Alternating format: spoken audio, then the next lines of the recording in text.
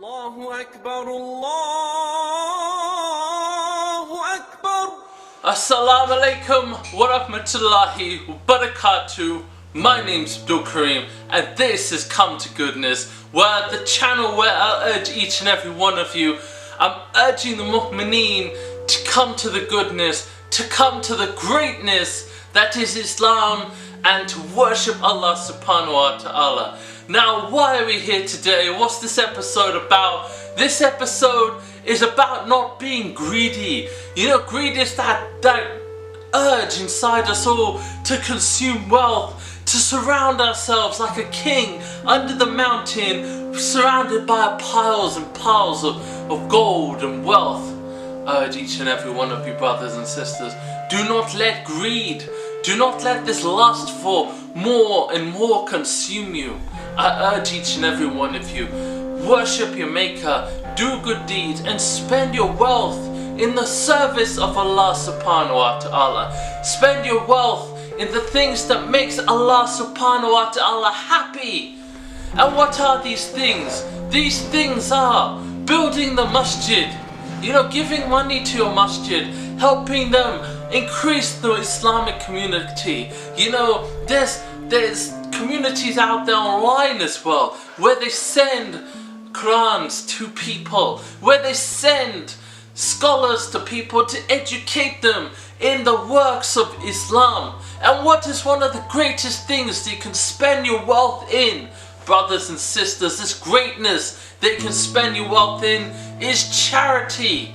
You know, do you give your zakah? But do you give your sadiyah? You know, it is better to have less in this life and to spend more giving to the charities, so that way we may attain the glory of Jannah. I'm urging each and every one of you, it is better that you spend $1 million on the poor and the weak and those who cannot educate themselves. Spend it to make them better, to make them great. And Allah subhanahu wa ta'ala will write it in the book. It is in the book of knowledge of everything that you have done goodness. I urge each and every one of you, $1 million is better spent on charity than it is being spent on some new car or some new luxury house. You know, if you have excess money, I urge each and every one of you, spend that money, make it work in the economy.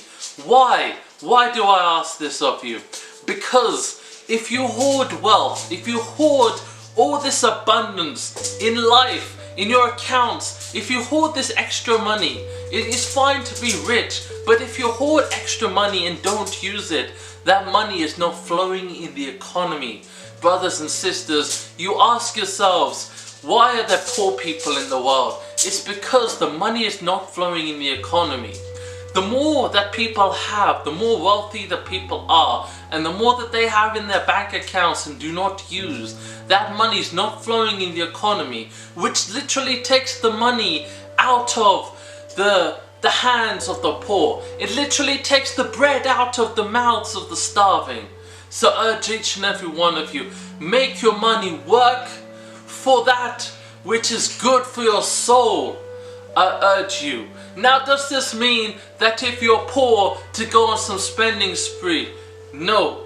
I'm talking about extra money, that if you're living in a lifestyle where you have an abundance of money and you are comfortable and you don't need the extra money, it's just rolling in. It is better for your soul to spend that money on the greatness, on the goodness. And you know what?